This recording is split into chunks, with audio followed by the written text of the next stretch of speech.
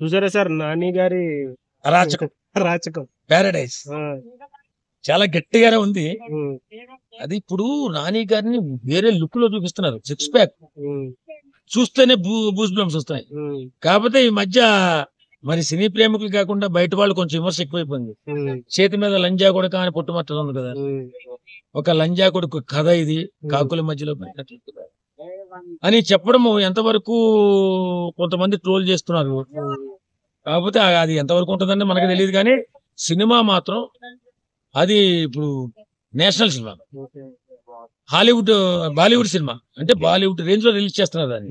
కాబట్టి ఆ సినిమాకి ఆ మాత్రం రేంజ్ డైలాగ్ ఉండలేము. ఈ కథ ఎలా ఉంటదంటే, ఒక అణగారిన వర్గంలో ఉన్నటువంటి ఒక స్త్రీని లంజగా చిత్రీకరించిన ఆమెకు పుట్టిన ఒక కొడుకు ఎలా ఎదిగాడు అనే టైప్ ఆఫ్ కథ అయినా ఉండొచ్చు. కాకపోతే అణగారి వర్గాల్లో అప్పట్లో చాలా మందిని దూరంగా పెట్టి నీచంగా చూసి అందులోంచి ఎదిగిన ఒక కుర్రోడిని ఎవడన్నా ఈ తిట్టి ఉండవచ్చు, కానీ సినిమా మాత్రం సెన్సేషనల్ అవుతుందని మా నమ్మకం.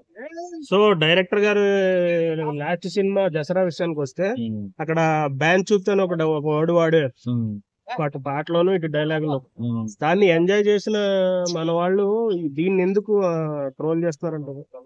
అంటే అప్పటి సందర్భం అది, ఇప్పుడు సందర్భం. ఎందుకంటే ఆయన కొంచెం అలాంటి డైలాగ్స్ వాడుతుంటారు డైరెక్టర్. ఇందులో ఇది అంతలా ఊరికే పెట్టి ఉండదు, ఇది కథకి సంబంధించినటువంటి సబ్జెక్ట్ అయి ఉంటుంది కాబట్టి ఆయన అందులో తీసుకున్నాడు.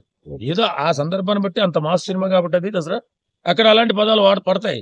మాస్ ఏరియాలో మనం సామాన్యంగా చూస్తుంటాం, మాస్ ఏరియాలో కుర్రోళ్ళు ఎలా ఉంటారు, ఇక్కడ ఉన్న కుర్రోళ్ళు.